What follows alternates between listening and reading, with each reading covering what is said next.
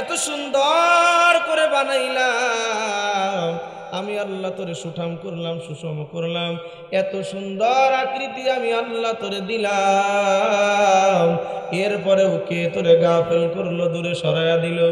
আমার মতো দয়ালু রব থেকে মুখ কেন ফিরায়া নিলা? কথায় কথা মনে আসে না, বলে পারি না। আল্লাহ রব্বুল আলামিনের দয়া বোঝানোর জন্য শরীয়তের একটা মাসআলা আপনাদেরকে শোনাই। আল্লাহর পয়গম্বরের পক্ষ থেকে শরীয়ত নির্ধারণ করা। আল্লাহর পয়গম্বর বলেন, দুনিয়ার কোন সন্তান যদি মা বাবার জীবদ্দশায় ইন্তেকাল হয়ে যায়, তাহলে শরীয়তের পক্ষ থেকে বাবার জন্য অনুমতি আছে, বাবা সন্তানের লাশ নিজের কাঁধে বহন করতে পারবে। নিজের সন্তানকে কাঁধে বহন করে কবরস্থান পর্যন্ত বাবা যাবে, এই অনুমতি আছে। বাবা সন্তানের কবরের মধ্যে নামবে, সন্তানকে কবরের মধ্যে নিজের হাতে রাখবে। সন্তানের কবরের মধ্যে বাবার নামার অনুমতি আল্লাহ দিয়েছেন, রসুল দিয়েছেন। আমি আপনাদেরকে জিজ্ঞাসা করতে চাই, পৃথিবীর কোনো মার জন্য কি এমন অনুমতি আছে যে সন্তানের কবরের মধ্যে নামবে? এমন অনুমতি পৃথিবীর কোনো মাকে কি দেওয়া আছে? পৃথিবীর কোনো মাকে দেওয়া নাই। শরীয়তকে যদি প্রশ্ন করেন কেন দিলেন না, শরীয়ত ওয়ালা বড় চমৎকার করে বলেন, আল্লাহ রাব্বুল আলামিন মার অন্তরের ভিতরে যেই পরিমাণ মায়া দিয়েছেন, মা সন্তানকে ভালোবাসে, বাবাও সন্তানকে ভালোবাসেন, কোনো সন্দেহ নাই। তবে বাবাকে আল্লাহ এই অনুমতি দিয়েছেন, বাবা সন্তানের লাশ নিজের হাতে গোসল করাইতে পারবে, নিজের হাতে সন্তানকে কাফন পরাবে, নিজের হাতে সন্তানকে কবরের মধ্যে শোয়াইয়া পৃথিবীর যে কোনো বাবা দুই পাশের মাটির উপরে ভর করে উপরে উঠতে পারবে। এই ক্ষমতা আল্লাহ রাব্বুল আলামিন প্রতিটি বাবার জন্য বাবাকে দিয়ে দিয়েছেন। কিন্তু এমন কোনো মা নাই যেই মা সন্তানের কবরের মধ্যে যদি নামার অনুমতি পায়, সন্তানকে কবরের মধ্যে শোয়ানোর পর ওই মা আর কবরের উপরে সুস্থভাবে উঠতে পারবে। কোনো মায়ের এমন ক্ষমতা নাই। মা ও সন্তানের সঙ্গে লাশ হয়ে কবরের মধ্যে শুয়ে পড়বে। আমি আপনাদেরকে জিজ্ঞাসা করতে চাই, মার অন্তরের মধ্যে এই পরিমাণ ভালোবাসা দিলেন কে? এই পরিমাণ ভালোবাসা দিয়েছেন আল্লাহ। মা যদি আমার কবরের মধ্যে শুয়ে, আমার কবরের মধ্যে নেমে সুস্থভাবে ওঠার শক্তি যদি মার না থাকি, এত ভালোবাসা কেন মায়ের? প্রশ্ন যদি করি, আপনারা সহজভাবে উত্তর করবেন।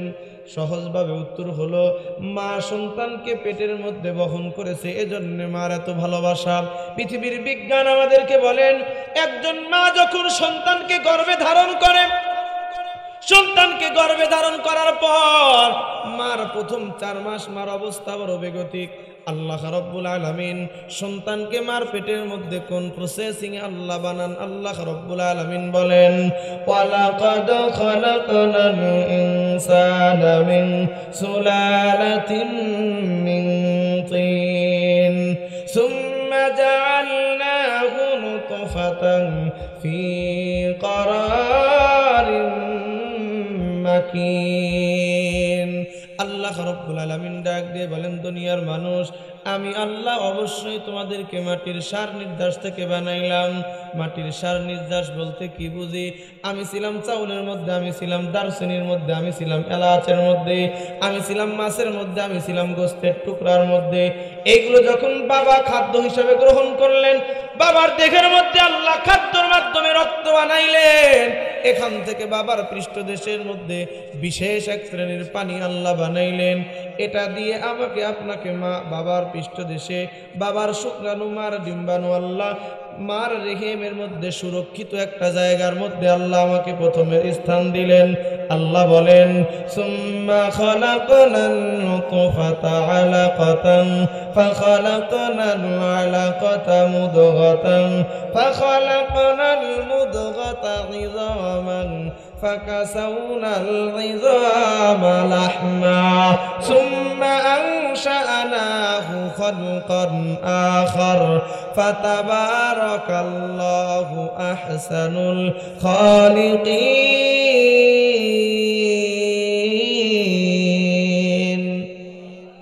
আল্লাহ রাব্বুল আলামিন ডেকে বলেন, মাতৃ গর্ভের মধ্যে মায়ের রেহেমের মধ্যে তোমাকে নাপাক পানি রাখলাম 40 দিন, রক্ত রাখলাম 40 দিন, গোস্তের টুকরা রাখলাম 40 দিন, 3 40-এ 4 মাস যখন হয়ে গেল, মার আমাকে পেটের মধ্যে ধারণ করেই তোমার অবস্থা বড় বেগতিক। মা নাকের কাছে কিছু নিতে পারে না, মুখের কাছে খাওয়ার জন্যে মুখের কাছে কিছু গ্রহণ করতে পারে না, নাকের মধ্যে কেমন কেমন গন্ধ গন্ধ লাগে। যত উন্নত খাবারই হোক মার পেটের মধ্যে যায় না। মা বড় কষ্টের মধ্যে দিনাতিপাত যখন করতেছে, 4 মাস যখন গর্ভের বয়স হয়ে যায়, আল্লাহর হুকুমে মার পেটের মধ্যে যখন আমি রূহ পেয়ে গেলাম। পৃথিবীর চিকিৎসা বিজ্ঞান বলেন 4 মাস থেকে নিয়ে শুরু করে ডেলিভারির আগ পর্যন্ত একজন সুস্থ সবল সন্তান মার কলিজার মধ্যে একবার দুইবার নয় 4500 বার লাথি দিয়ে থাকে। পড়েন সুবহানাল্লাহ। ও মুসলমান ইমানদার, কখনো যদি কম্পিউটারের স্ক্রিনের মধ্যে আলট্রাসোনোগ্রাফি করার সময় কখনো কম্পিউটারের স্ক্রিনের মধ্যে যদি আপনার নজরটা পড়ে, আপনি দেখবেন সন্তান যদি পজিশনে থাকে তাহলে অবস্থা হলো এইরকম, মাথাটা তুলনামূলক নিচের দিকে, পাটা একটু উপরের দিকে। কথা ঠিক না ব্যাঠিক? এটা হলো পজিশন। পৃথিবীর বিজ্ঞান আমাদেরকে বলেন সন্তানের পা উপরের দিকে কত দূর পর্যন্ত যাওয়া আছে তোমরা কি জানো? বিজ্ঞান বলেন মার কলিজার সঙ্গে সন্তানের পাটা লাগানো থাকে। সন্তান আস্তে করে নাড়া দিলেও মার কলিজার সঙ্গে সন্তানের পা গিয়ে আঘাত করে।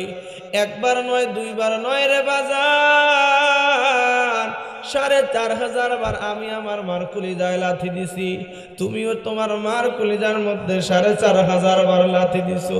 সর্বশেষ যেদিন তুমি দুনিয়াতে আসছো, আমি যেদিন দুনিয়ার মধ্যে আসছি বাজান, ওই দিন মার অবস্থা বড় বেগতিক।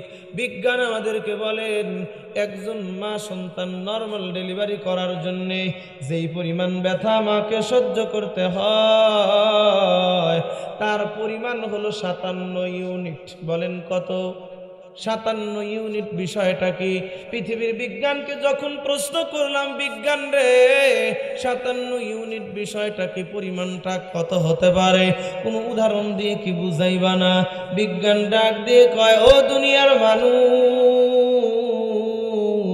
57 ইউনিট মানে হলো তোমার দেহের মধ্যে আল্লাহ রব্বুল আলামিন 200-র উপরে হাড্ডি দান করেছেন।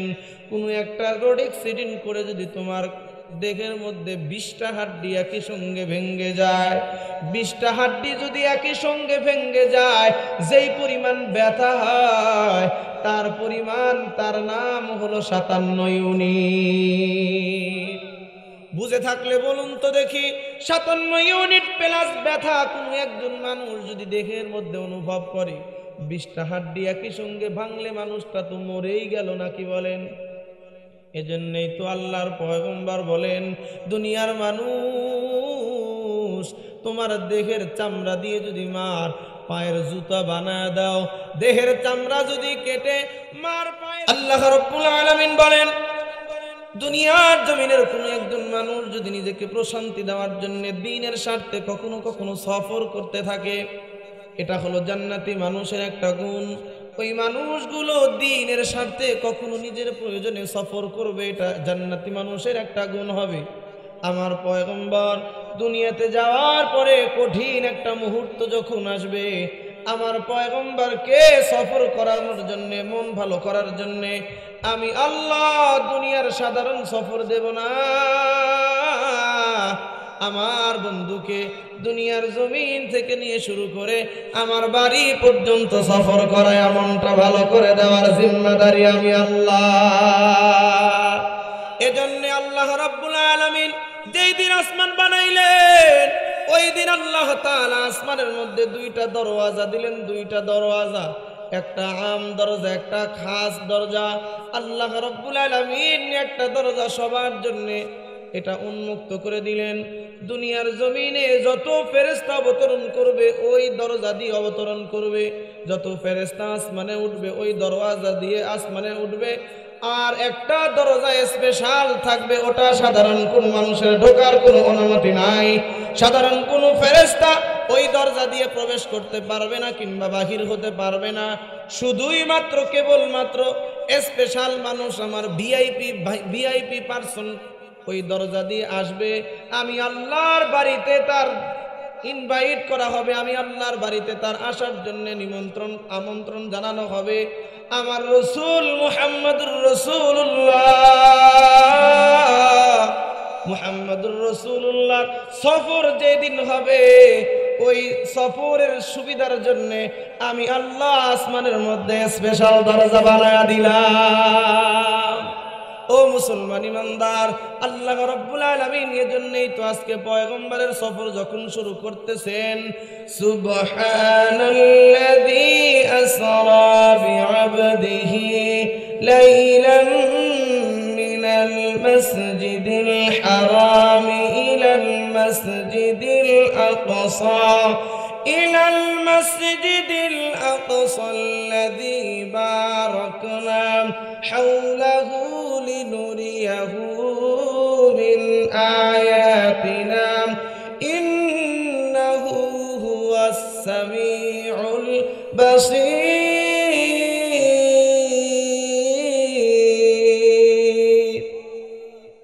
আমার পয়গম্বরের জন্য আল্লাহ রাব্বুল আলামিন সফরের ব্যবস্থা করলেন।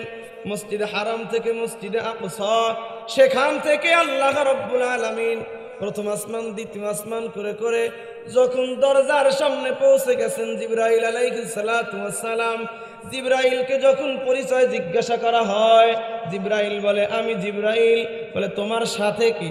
আমার সাথে মুহাম্মদুর রাসূলুল্লাহ। মুহাম্মদুর রাসূলুল্লাহ কি আল্লাহ কি ইনভাইট করেছে নাকি? আল্লাহ কি মুহাম্মদুর রাসূলুল্লাহকে দাওয়াত করেছে নাকি? যখন কেবলমাত্র জিবরাইল আলাইহিস সালাতু ওয়াস সালাম বলে হ্যাঁ, আল্লাহ রাব্বুল আলামিন মুহাম্মদুর রাসূলুল্লাহকে আসার জন্য বলেছেন, সঙ্গে সঙ্গে প্রতিটি আসমানের দরওয়াজা খুলে দেওয়া হয়। আসমানের ফেরেশতাগুলো ওই দিন বুঝতে পেরেছে, হ্যাঁ হ্যাঁ, আজকে এই দরজা বানানোর উদ্দেশ্য সফল হয়ে গেছে। আমার আল্লাহ এই দরজা যে জন্য বানাইছেন, ওই দিন আজকে এসে গেছেন। এই জন্য সবাই দরজা খুলে সুস্বাগতম জানিয়েছেন আমার রসুলকে। আমার রসুলকে আল্লাহ রাব্বুল আলামিন যা দিয়েছেন তা অন্য কোন রসুলকে দেন নাই। আমার রসুল চলে গেলেন সিদরাতুল মুনতাহা। সিদরাতুল মুনতাহায় যাওয়ার পরে জিবরাইল আমিন ব্রেক। জিবরাইল আমিনকে প্রশ্ন করা হলো, জিবরাইল থেমে গেলে যে? জিবরাইল আমিন বলে আমার বর্ডারে চলে আসছি, আর সামনে আগানোর হিম্মত আমার নাই। ওই দিন জিবরাইল আমিন বুঝেছেন আসলে মুহাম্মদুর রাসূলুল্লাহ সাল্লাল্লাহু আলাইহি ওয়াসাল্লামকে আল্লাহ কতটা ভালোবাসেন। সুবহানাল্লাহ কোন? জিবরাইল আমিন বলে ইয়া রাসূলুল্লাহ, আরে এক কদম সামনে আগাইলে আমি শেষ, অপেক্ষা করেন, আপনার জন্য যানবাহন আসবে, আপনি সেখানে যাবেন। আল্লাহর রসুল চলে গেলেন আল্লাহর আরশে মুআল্লা। আরশে মুআল্লায় যাওয়ার পরে রসুলের পায়ের যে মুজার ব্যাপারে হাদিস আসছে, যেটা পরে আছেন রসুল পায়ের মধ্যে যেটা আছে, এক কথায় ওটা খুলতে চায়। আমার আল্লাহ ডাক দিয়ে বললেন, ওগো পয়গম্বর, ওগো দোস্ত আমার, ওগো বন্ধু আমার, হাবিব আমার, আমার আরশ তো আপনার এই ঝুলার জন্য অপেক্ষা করতেছে। সুবহানাল্লাহ পড়েন। আমার নবীর মর্যাদা কত বেশি, আমি সেদিকে যাব না। আমাকে আপনাকে আল্লাহ রাব্বুল আলামিন যা দিয়েছেন সবার থেকে আলাদা, সবার থেকে আলাদা, অন্য উম্মতকে দেন নাই। আল্লাহর রসুল যখন প্রশ্ন করলেন, ওগো রব্বুল আলামিন, আমার উম্মতের হায়াত বড় কম, আমার উম্মত হায়াত পাবে কম, কিন্তু হায়াত যদি কম হয় নেকিও তো কম হবে। আল্লাহ রাব্বুল আলামিন বলেন, বন্ধু আপনার এই টেনশন করার দরকার নাই, আপনার উম্মতের নেকির পার্সেন্ট বাড়ানোর জিম্মাদারি আমি আল্লাহ। এজন্যই তো মুহাম্মদুর রাসূলুল্লাহর কোন উম্মত একবার জবানে সুবহানাল্লাহ যদি উচ্চারণ করে, আল্লাহর রসুল বলেন তামলা উবাইনা সামাই ওয়াল আরদ, আল্লাহ রাব্বুল আলামিন আসমান আর জমিনের ফাঁকা জায়গা নেকি দ্বারা ভরাট করে দেন। সুবহানাল্লাহ বলেন। এজন্য আমার আপনার মর্যাদা, আমার নবীর মর্যাদা যেমন নবীদের মধ্যে বেশি, আমার আপনার মর্যাদা সমস্ত উম্মতের মধ্যে বেশি। আল্লাহ রাব্বুল আলামিন বলে দিলেন, ওগো রসুল আপনার টেনশন করার দরকার নাই, আপনার উম্মতের মাঝে মাঝে মাঝে মাঝে এমন কিছু অফার আমি আল্লাহ দিয়ে রাখবো, এমন কিছু অফার আপনার উম্মতের সামনে আমি আল্লাহ দিলাম, যে অফারগুলো যদি, সেই সুযোগগুলো যদি কাজে লাগাইতে পারে, আমি আল্লাহ আগের উম্মত 1000 বছর ইবাদত করে যা পেয়েছে আপনার উম্মতের কিছু মুহূর্তের ইবাদত 1000 বছরের ইবাদতের তুলনায় বেশি করে দেবে। সুবহানাল্লাহ কোন। এজন্য ভাই আল্লাহ রাব্বুল আলামিন আমাকে আপনাকে বড় বেশি ভালোবাসেন। এই ভালোবাসার মর্যাদা যদি আমার দেওয়ার ক্ষমতাটা আল্লাহ দিয়েছেন, যদি হারায় ফেলি নসিবটা আমার খারাপ। এজন্য আমার মনে হয় এই এলাকার মধ্যে মানুষ এই কয়েকজন না, আরো মানুষ আছে, কি বলেন? আরো মানুষ আছে না নাই?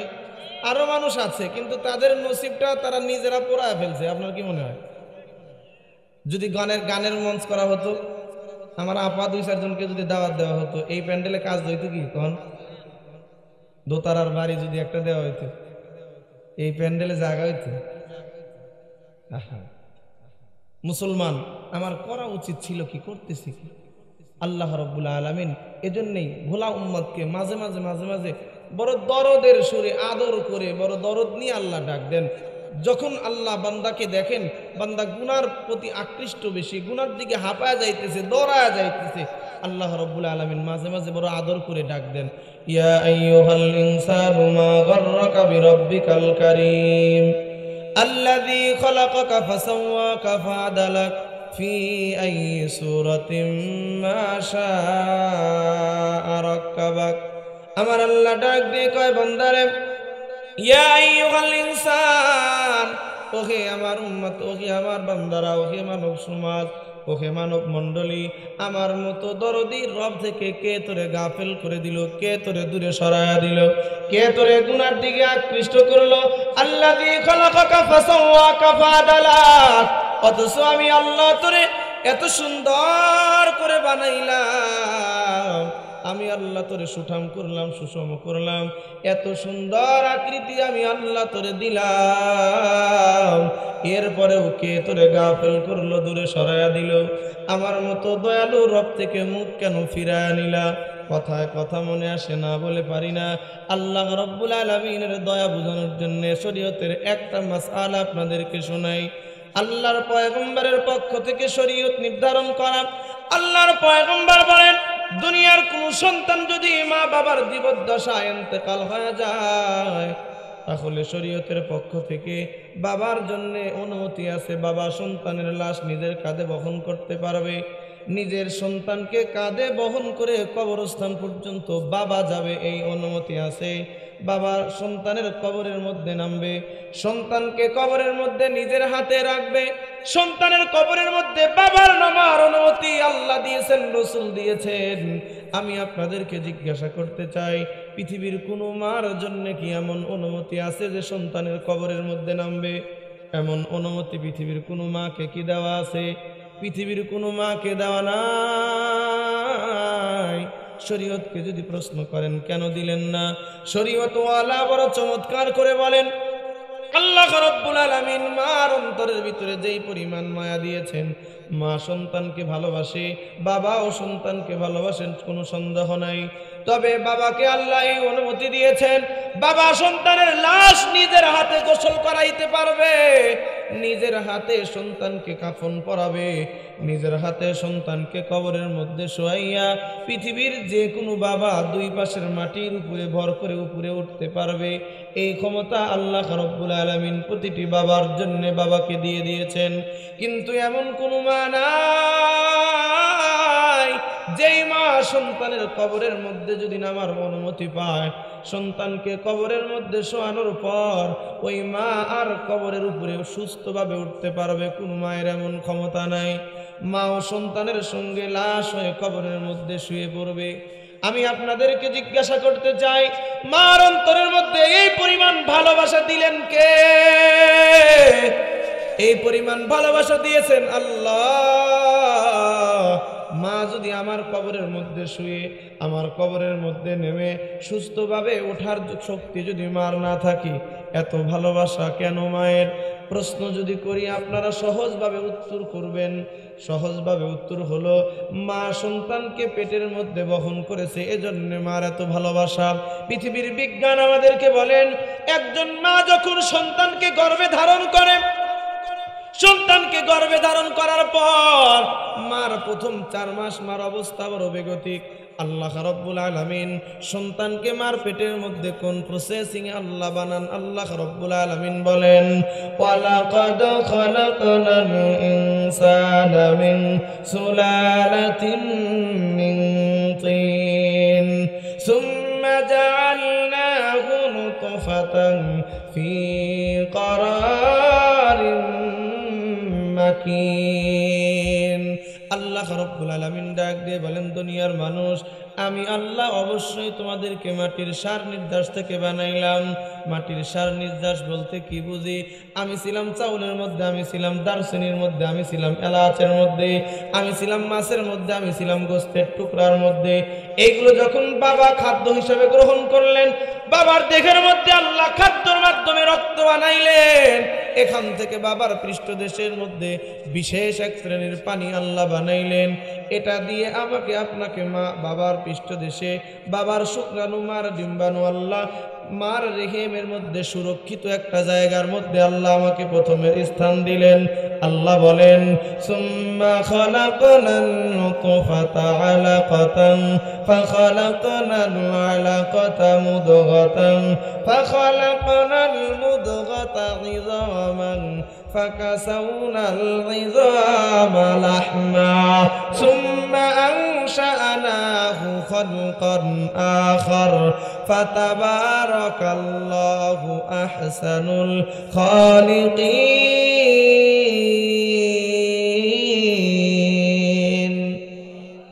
আল্লাহ রাব্বুল আলামিন ডেকে বলেন, মাতৃ গর্ভের মধ্যে মায়ের রেহেমের মধ্যে তোমাকে নাপাক পানি রাখলাম 40 দিন, রক্ত রাখলাম 40 দিন, গোস্তের টুকরা রাখলাম 40 দিন।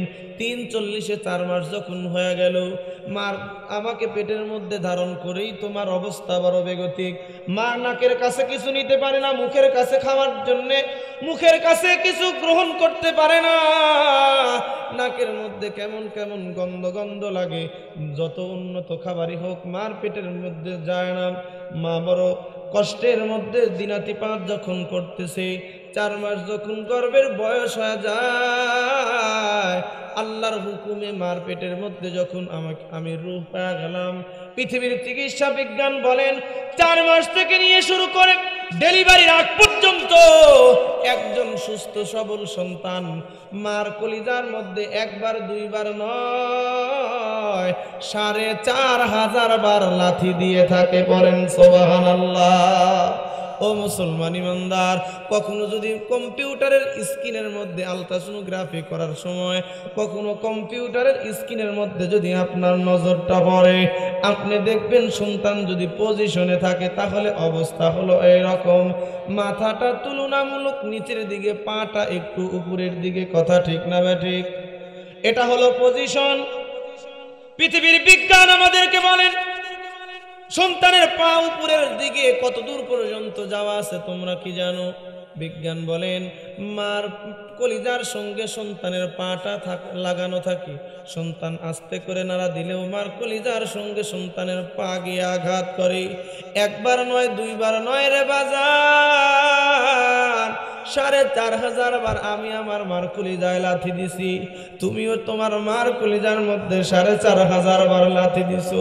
সর্বশেষ যেদিন তুমি দুনিয়াতে আসছো, আমি যেদিন দুনিয়ার মধ্যে আসছি বাজান, ওই দিন মার অবস্থা বড় বেগতিক।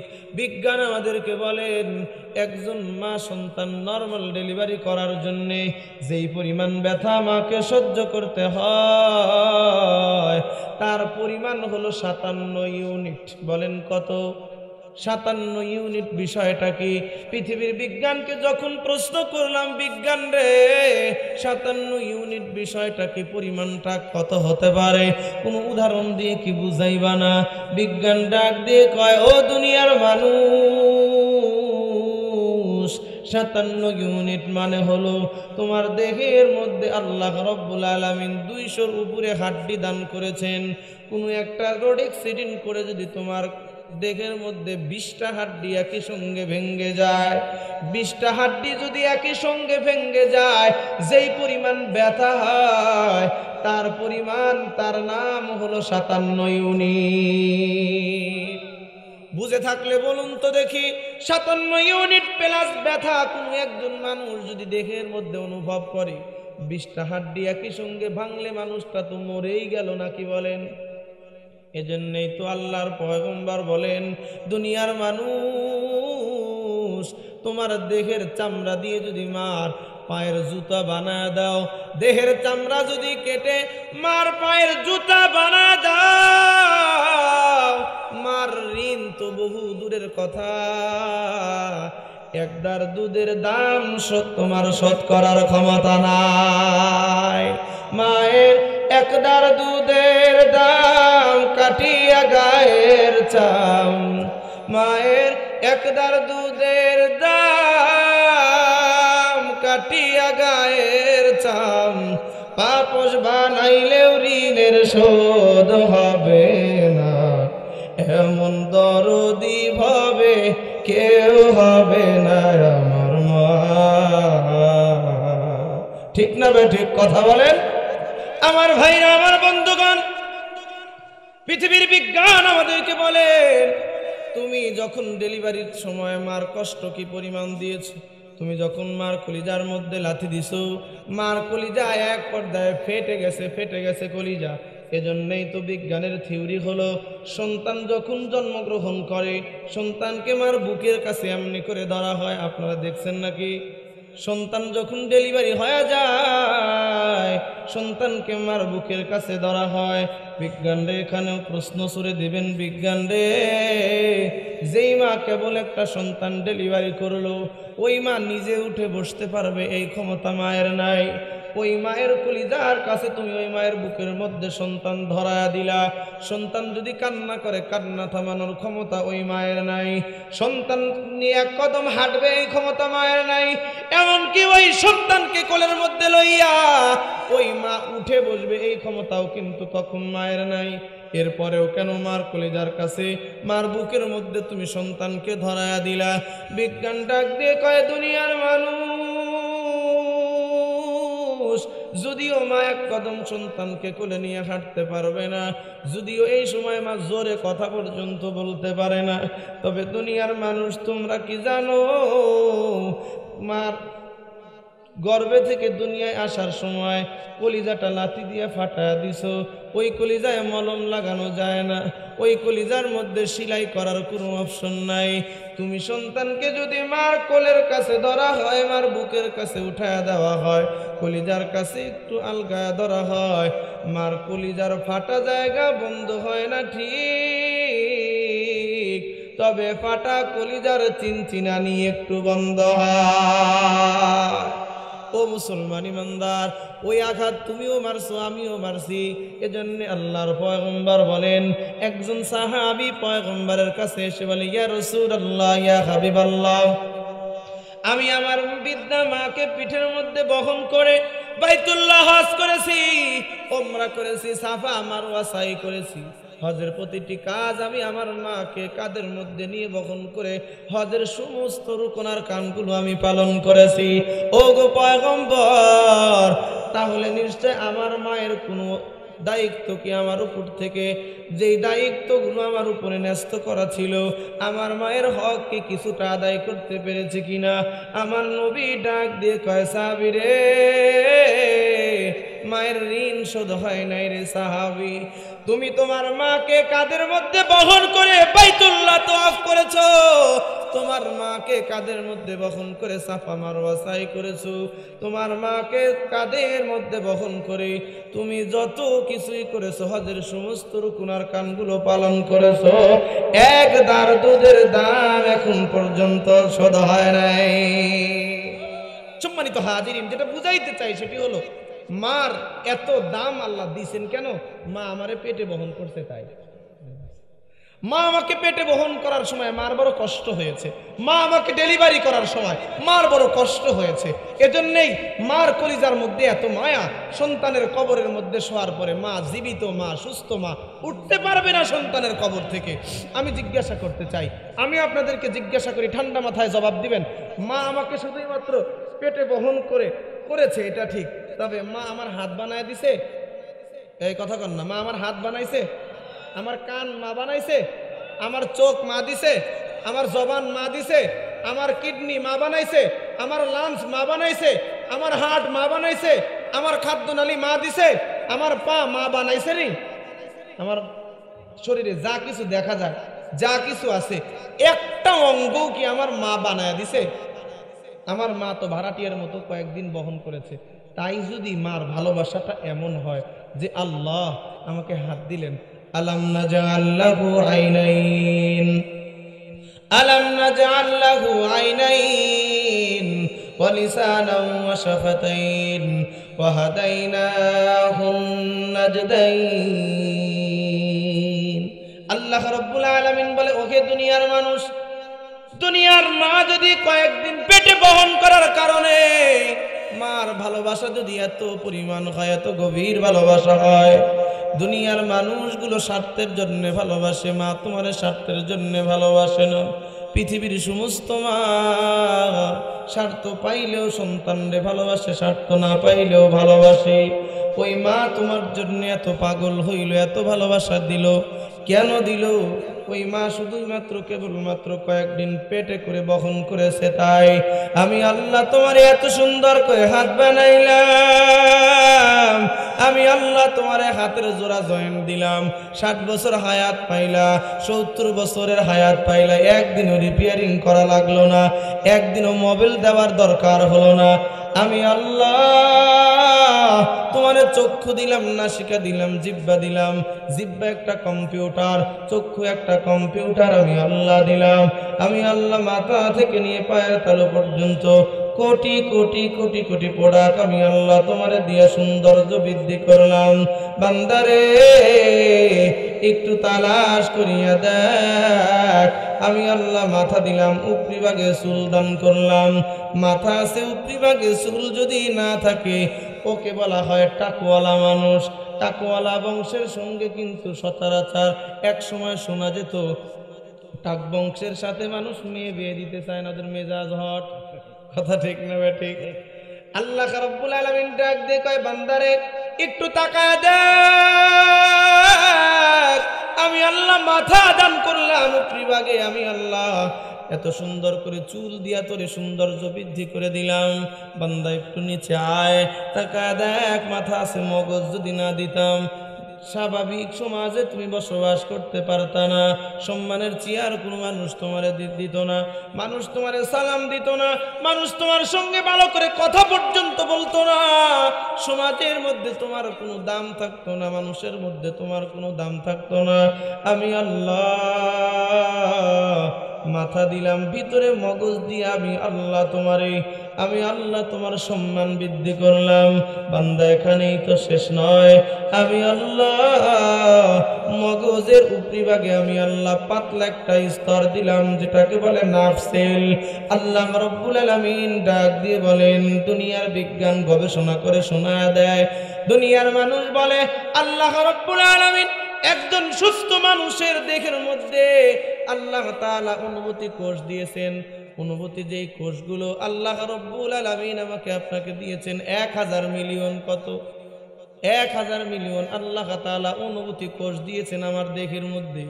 আমি যদি রাস্তা দিয়ে কখনো চলতি পথে কোনো পাথরের সঙ্গে হুঁচট লেগে যায়, কত তাড়াতাড়ি আমার মস্তিষ্ক সিদ্ধান্ত গ্রহণ করে ঠান্ডা পানি দিতে হবে, অথবা ব্যান্ডেজ করতে হবে, অথবা মলম লাগাইতে হবে। এটা অনুভূতি কোষের কাজ। আল্লাহর পয়গম্বর বলেন, মানব দেহ নিয়ে যদি কোনো বিজাতি গবেষণা করতে শুরু করে, মানব দেহ নিয়ে যদি কোনো নাস্তিক গবেষণা করতে শুরু করে, আল্লাহ রাব্বুল আলামিন এত এত নিয়ামত মানব দেহের মধ্যে আল্লাহ দিয়ে দিয়েছেন।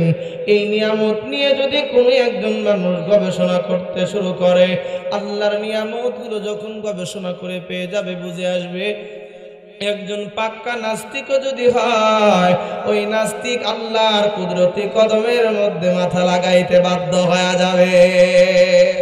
আল্লাহ রাব্বুল আলামিন বলে, বান্দারে মাথা দিলাম, মগজ দিলাম, আমি আল্লাহ তোর সম্মান দিলাম। এই সম্মান যদি তোর না থাকতো, মানব সমাজে স্বাভাবিক বসবাস তোর হতো না, মেন্টালে বদ্ধ জীবন যাপন করা লাগতো। আমার জীবন যাপন 2010 সাল থেকে মেন্টাল হসপিটালের সাথে আমার বসবাস। মাঝে মাঝে মাঝে মাঝে মেন্টালের ভিতরে বিকেল বেলায় আসর পরে যদি সময় পাই, মেন্টালের ভিতরে পায়চারি করতে গিয়া কত রকমের পাগল দেখা যায়। উন্নত বডি ফিটনেসওয়ালা রে ভাই, সুন্দর চেহারাওয়ালা মানুষ, সুন্দর বডি ফিটনেসওয়ালা মানুষ, আপ টু বটম সব কিছু ঠিক, মাথা আছে কিন্তু মগজে কাজ করে না।